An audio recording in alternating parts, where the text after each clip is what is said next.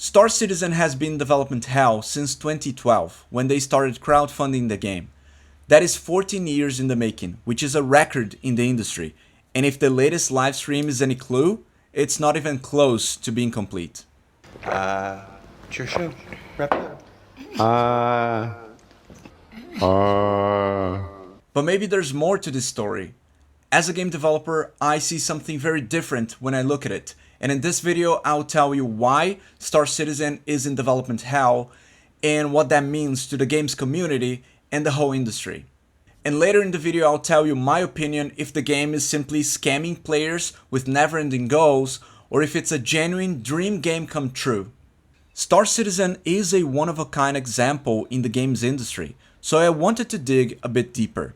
I started looking at the recurring updates, live streams and events, reading the community, talking to a friend of mine who's actually a long-time player and enthusiast of the game. And I have some things to say now. First of all, the live session was played on an internal development build.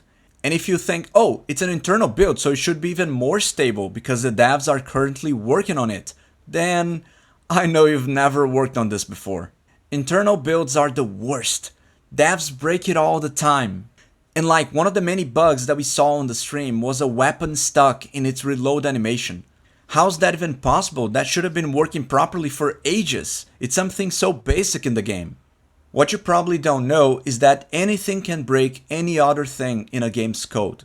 Something totally unrelated to reloading your weapon can mess up the code, the dependencies between objects and events in the game. Anything can happen really. Sometimes even if you rename a game asset improperly, that can cause a chain of events that might generate a hard crash. Well, I know it. I have worked on a very ambitious AAA Battle Royale game with a whole cinematic experience and all, and it was a mess. It was not even close to the scope of Star Citizen, but it was like 300 people and the development was hell. Have I said that making games is hard already? I probably said that once or twice. It's freaking hard, and when we talk about a game of that scale, it's basically a practical joke. Also, I don't fully agree that the developers on the stream appear to have very bad relationships with each other, at least not just based on that. At the very start of the stream, they made jokes with one another and seemed to be enjoying themselves. Naturally, you could see that in the back of their minds they knew things could go wrong. If you're a developer, you know. You see the game being messed up day after day, and they even acknowledge in the stream that the PTU, the public task universe, was in a very bad shape.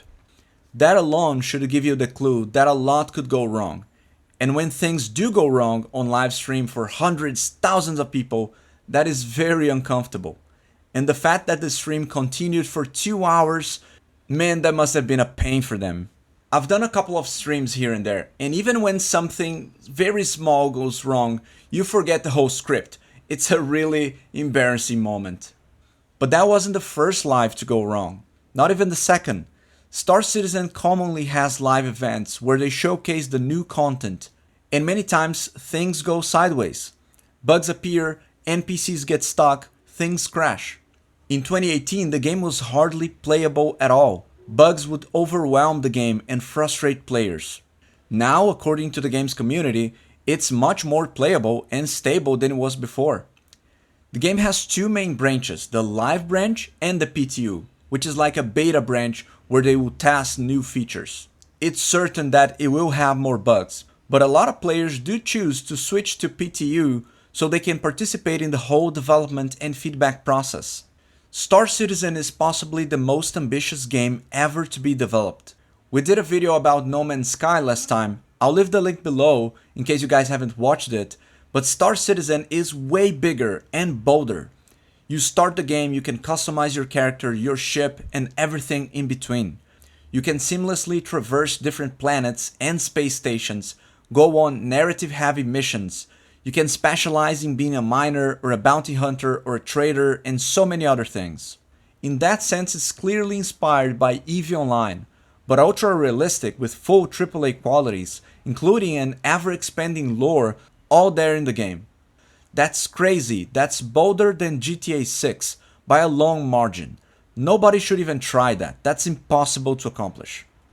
And yet, somehow, Chris Roberts and Cloud Imperium Games are doing just that. They raised at this point more than $1 billion with a B in crowdfunding and pledging of in-game assets, mostly the airships that you can buy and upgrade, but also character skins, weapons, and a lot more.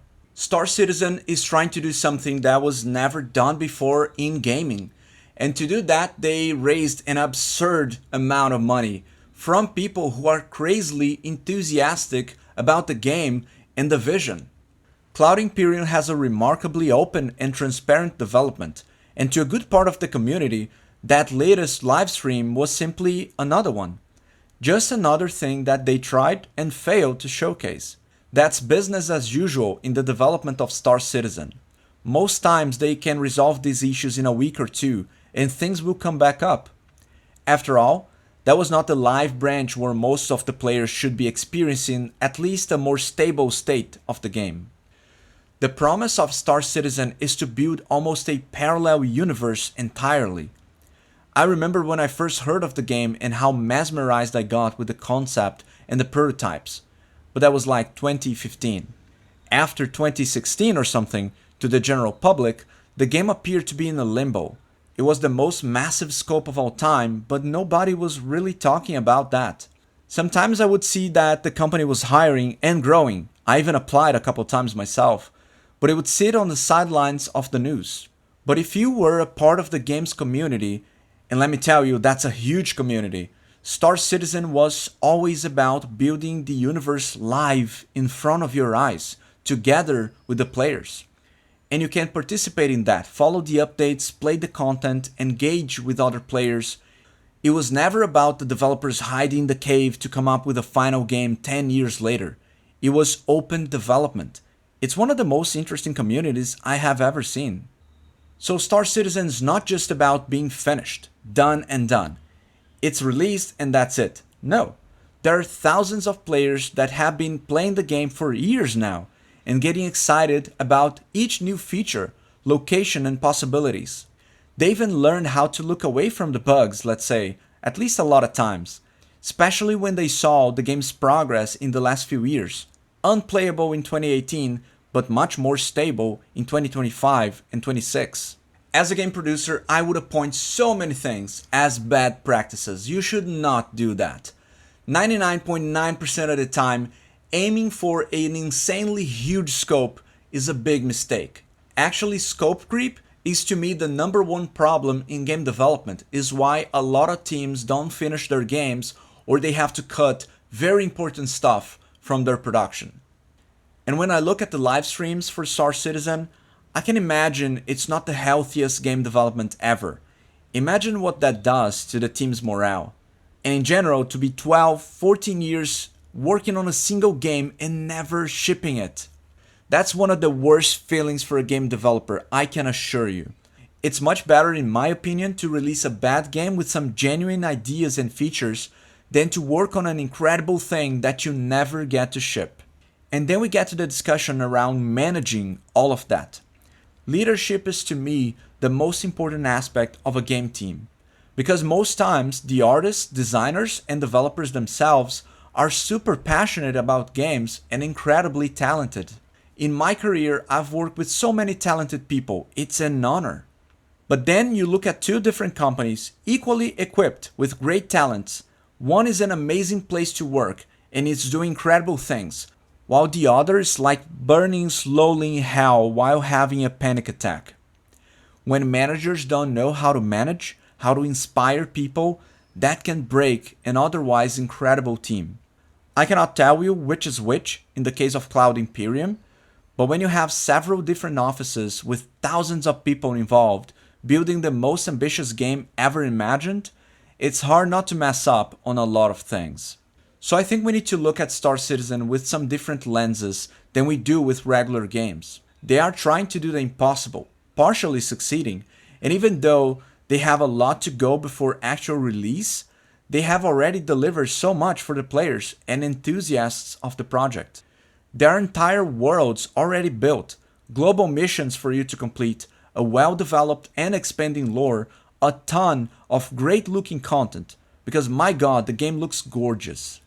And yeah, I have created many games myself, but I would not have a clue on how to start a project like that. It's mind-blowing. So no, Star Citizen is not broken. It's not a scam, not a fraud in fundraising. It's a crazy game idea with a very open development, and yeah, things go wrong. Sometimes they are embarrassingly wrong. The game is still in alpha even after 12 years. I think the name is still accurate. Alpha is when things should break a lot. Are they gonna go past alpha in the next 12 years? Well, who knows. But a lot of players are already having quite the experience when the game's not crashing or when your character is not going out of bounds and floating around in deep space forever. Every day I find more and more fascinating the different game stories that we have in the industry. Sometimes it's a single person pulling off a project that becomes an indie sweetheart.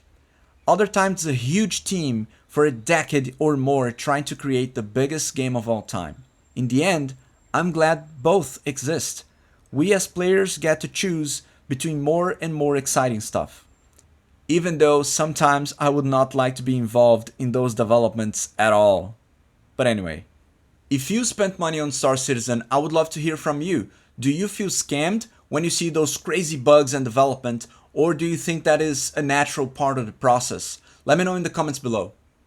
That's it guys, thank you for watching, don't forget to subscribe, and I'll catch you guys next time.